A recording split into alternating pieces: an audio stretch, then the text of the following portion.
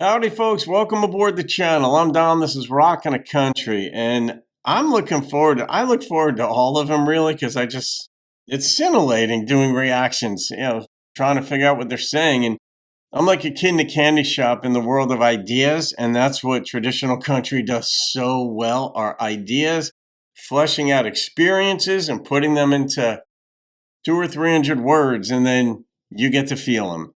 And this is a gift request of Harry Workmon. So Harry, shout out to you, my friend. Thank you. And the reason I'm smiling is it's Michael Martin Murphey's Quarter Horse Rider, America's Horse. So we're going to find out what this is. I don't know the song. I've done Michael Martin Murphey. I'm not the only one who gets tongue-tied at times, because there's like John Michael Montgomery and different M's, Matthew Michaels and all these. So I'm going to swap out now. I'm swapping out my Stetson for my doggy hat. So I'm doing a reaction to Quarter Horse Rider with my dog hat on. Harry sent me this Iditarod hat about a year ago, and I get a lot of use out of it. All right, thank you for this gift, Harry. Here we go.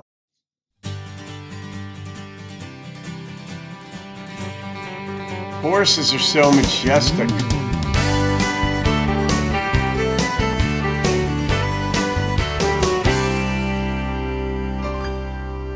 Well, they mixed a little Celtic with Spanish blood and a dash of thoroughbred.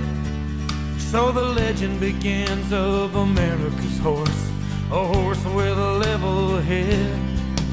If he's cutting cattle out on the ranch or making some cowboy shine, there's never been a horse like America's horse crossing that finish line. Oh yes, I'm a quarter horse rider. Saddle up and let me run. America's horse won't let you down when there's running or work to be done. And there's work to be done.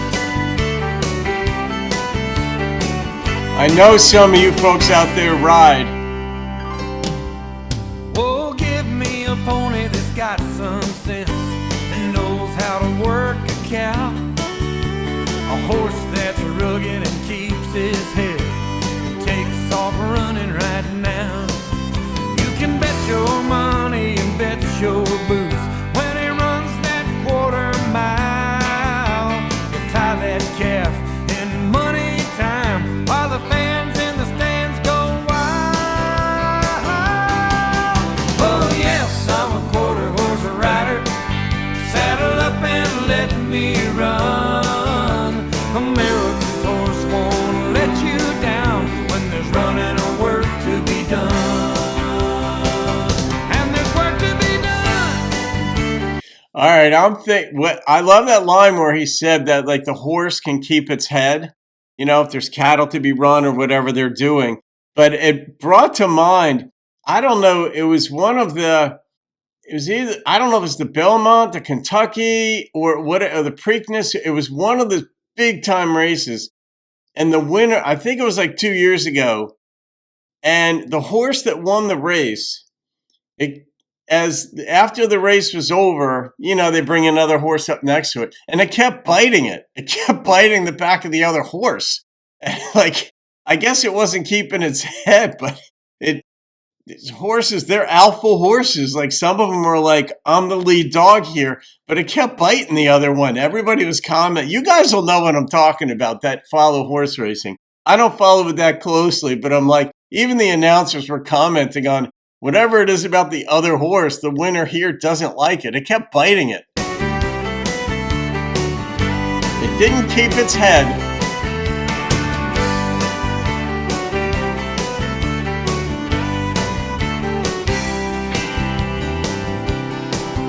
All the names of the ones that went before will live on through all time.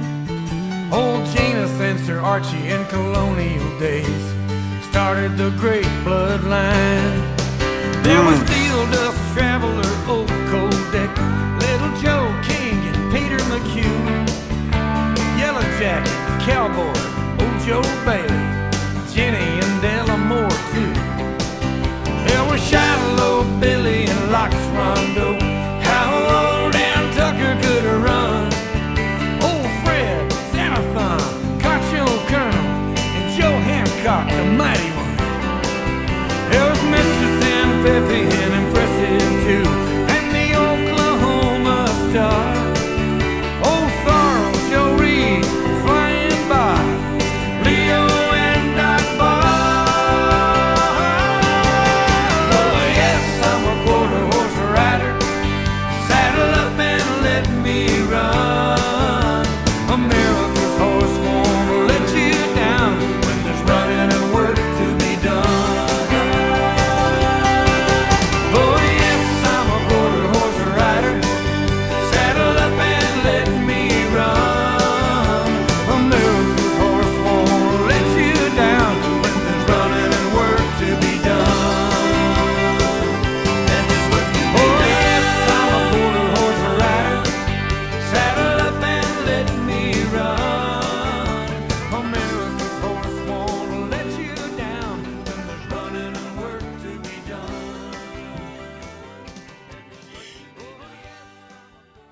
That was like a biological history lesson.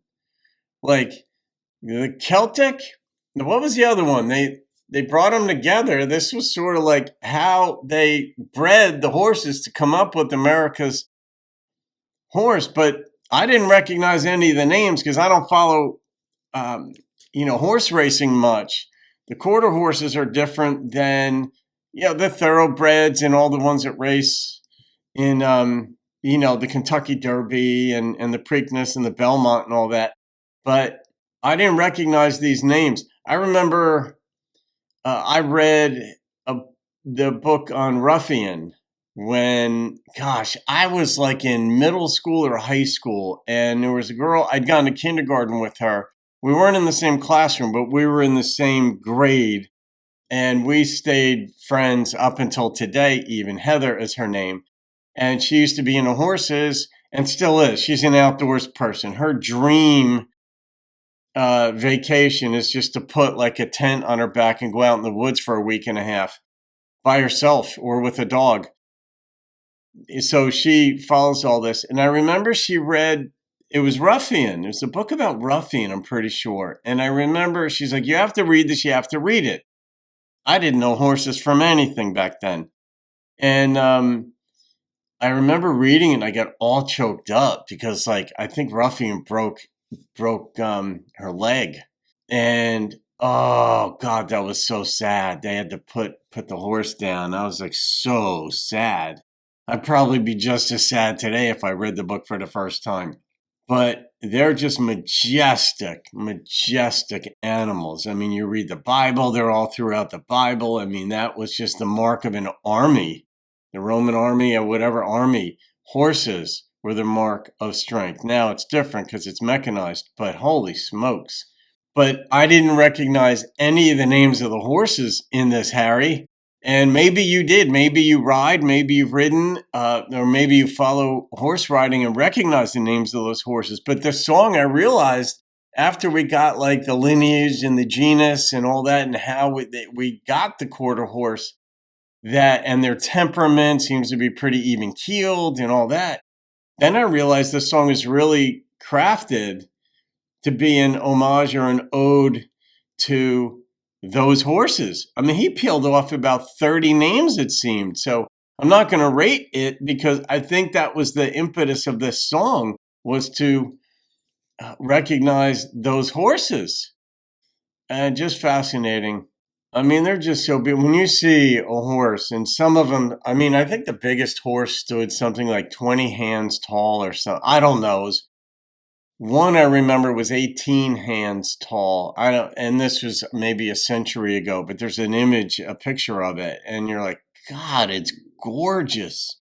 So, Harry, special type of Iditarod. You could have horses running up there, huh? I don't think they'd make it, not like the dogs would, but anyhow, thank you for that. That's going in the unrated songs playlist, just out of respect for all the horses that he mentioned in there. All right, guys.